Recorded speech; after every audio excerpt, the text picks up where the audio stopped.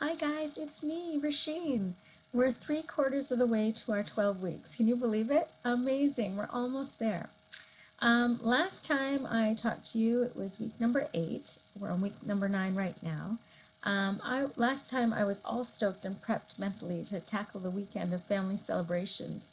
And I gave you the lowdown on all the different things I was going to do to be really focused and super successful at these social gatherings where food and drink is at the center of it all.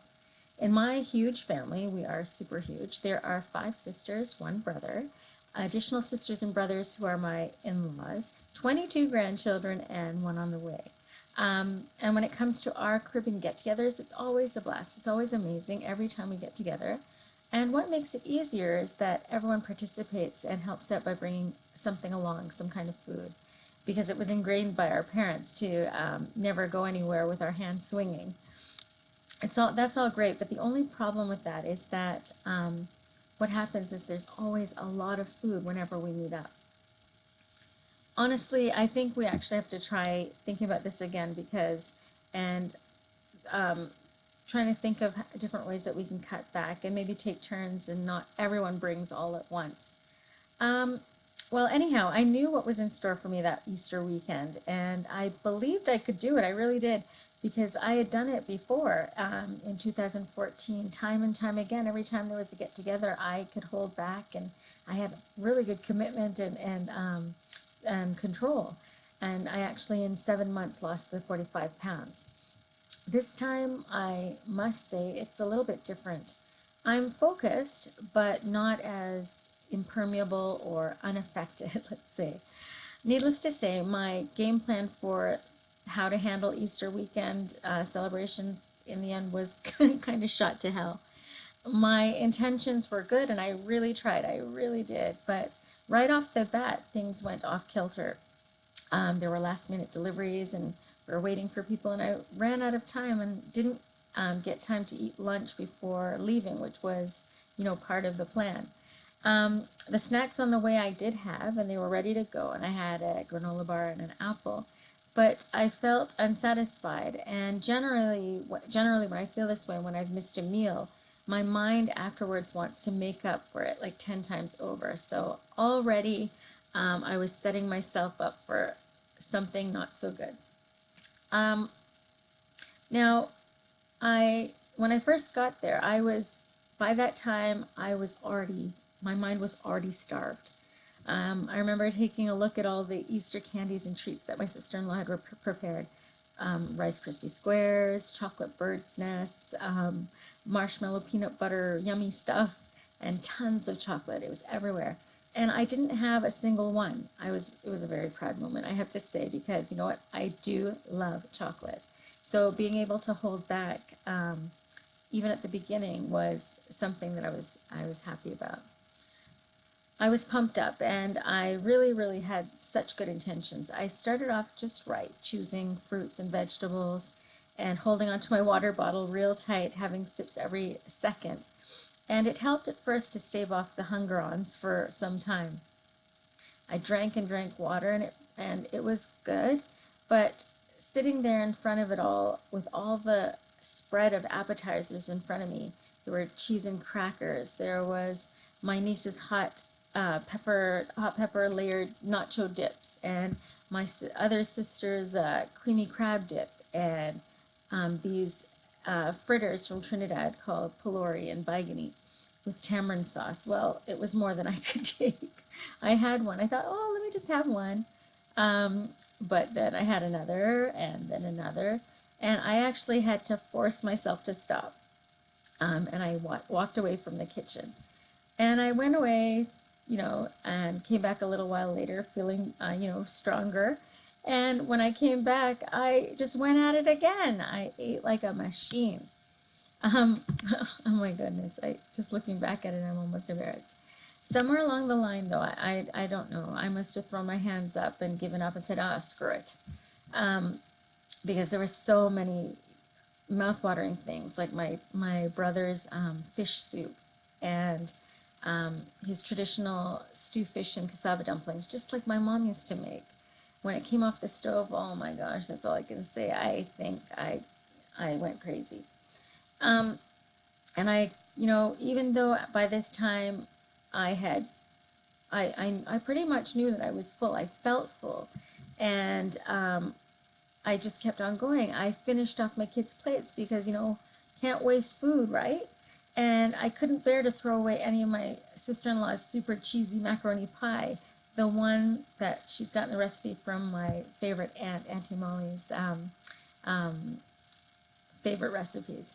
Well, you know what? I focused on the food, I guess, because this time I must somewhere in my mind have been really happy that I didn't go for the sweet treats.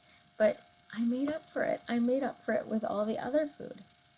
Um, I got to a point I remember where I could not even breathe, and there was no more room. I didn't have any room even for my French coconut pies that I'd baked. It was a bittersweet day. So full of happiness because I got to spend time with my family, some from far away, as far as England. And also, it was bittersweet because I had done so terribly. I'd gotten off my path, and all the goals that I'd set for that day, I just, broke them one by one. You know what? The terrible thing the next day, I felt terrible, and the worst thing is the next day when I hopped on the scale and I was almost 5 pounds more. Ay, ay, ay, ugh. It was such an eating fest. I probably grossed you out just by telling you all the things that I ate. And it was so gluttonous. When I think of it, it makes me nauseous. It took a few days for my body to stabilize and actually go back to its natural weight before I could go ahead and see any progress in the weight loss again. And that's kind of like what's been happening. So since then and other weeks, there have been really good days, stretches at a time. The entire weekdays are often really great, but on the weekend, not so good. And on Monday, once again, back up. We're good.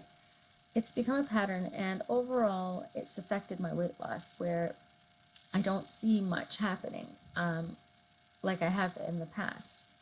Now, it's really hard on your body because it seems like every week your body's trying to recover, or my body's trying to recover from the weekend and all the breaks that I've taken and all the treats that I've had. And even if it's a couple slices of pizza or, just having a lick here or two of my kids' ice cream, it all adds up. And I really need to come to terms with that and what I'm going to do. I really don't know how to break the pattern at this time. How do I stop it? It feels terrible, and it scares me every time because there's always this fear at the back of my mind that if I don't watch out, if I'm not too careful, that I'm going to get back up to my highest weight, which is once upon a time 189 pounds. Now, I'm far from that at this point. At about 165 pounds. So I'm at my 20-pound, about 19 pounds since October, and I'm proud of that. But I have a long way to go, and my goals are high, and I'm just gonna keep on going.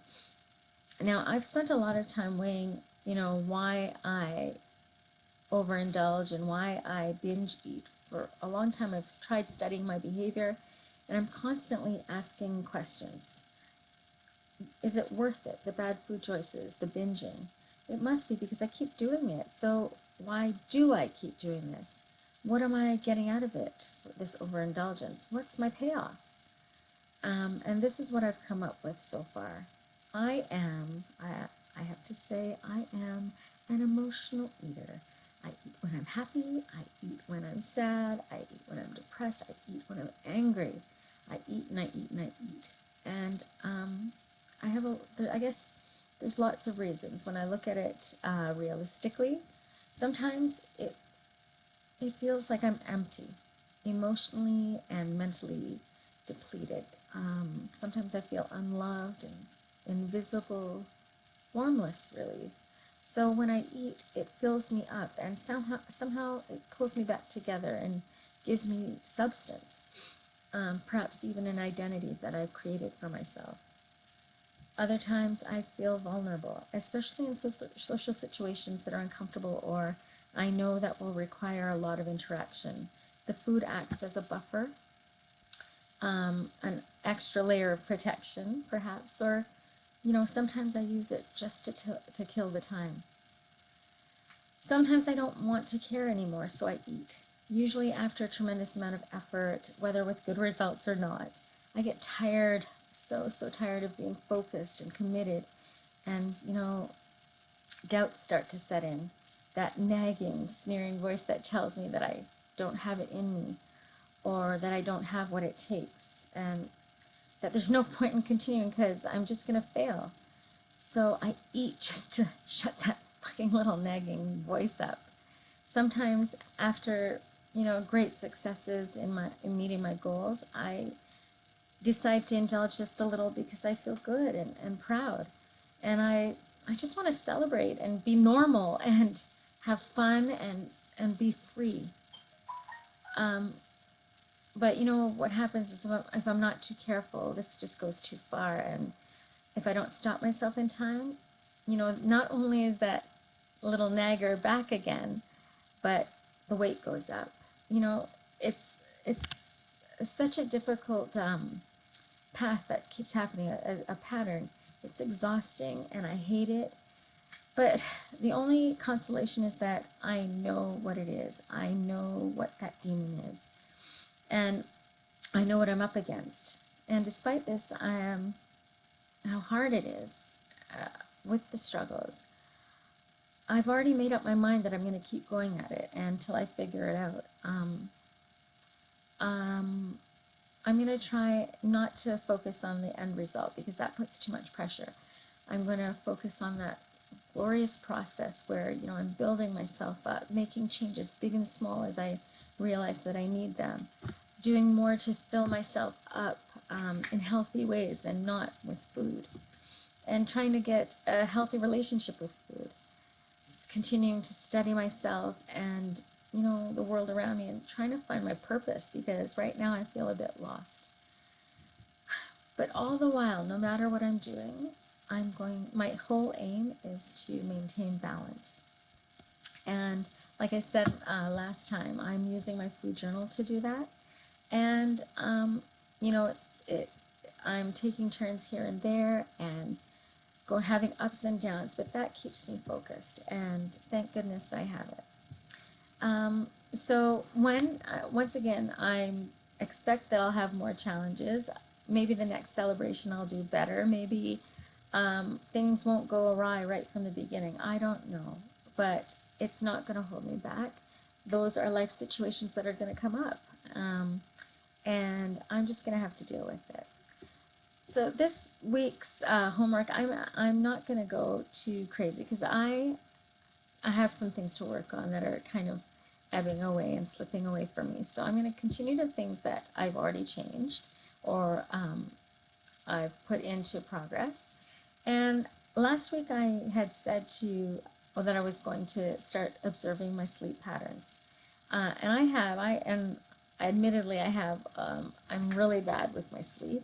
I've gotten a little bit better now that I've become more aware of it and put that as a focus for the week. So this week is to get the right amount of sleep for my body. And for me, that is 5 or 6 hours of sleep because it's way better than 1.5 to 2 hours. So that's what I'm aiming for. And I hope you do the same because the sleep is really, really important. And the next thing is something that I take great joy in is to challenge yourself. I do this a lot, and I've been doing it more and more as I get stronger and more confident in my abilities. Take a risk. Dare to do something you've never done before that goes beyond your comfort zone. Me, there's tons out there that I'm not comfortable with. So I'm just going to pick and choose from left, right, and center. The first thing that I remember doing making that choice was when I decided to take karate. And I am so grateful that I did because I've learned so much. Karate is a godsend for me. It is activity. It is a way to be social. I've built some great friendships, and It is a way of life, but it's built into my way of life. So, and you know what's the thing about karate is that you have to use your whole body, your mind, your spirit. It all goes into it, and I love that about it. The other thing that, one of my fears in karate is that right from the beginning, I knew I wasn't very coordinated. I'd never done dance or, anything like that that would help with my coordination. So when I went in there, I was all over the place. And today I still am. I'm not going to lie. Um, it uses your right brain and your left brain, and it forces you to focus and commit and um, you know just listen to your body. And it goes along with everything that I'm doing right now. Karate is fun, it's exciting, and you know what, it builds character. I feel really strong after it, and I'm so glad that I did it. And I challenged myself, how many, 3 years ago, um, and I hope that I never ever stop. So that was my challenge, and I continue to do other things. Maybe it's an activity like that. Maybe it's going out there and going out for dinner by yourself, or going to the movie by yourself. Do something different. Go out of your comfort zone. And I hope that you have a lot of success this week. I hope that whatever challenges you face, whether you make it or not, you're kind to yourself, and that you keep on going. You go along with me, and you know that you are not alone. We're in this together. So have a great week and good luck. Bye.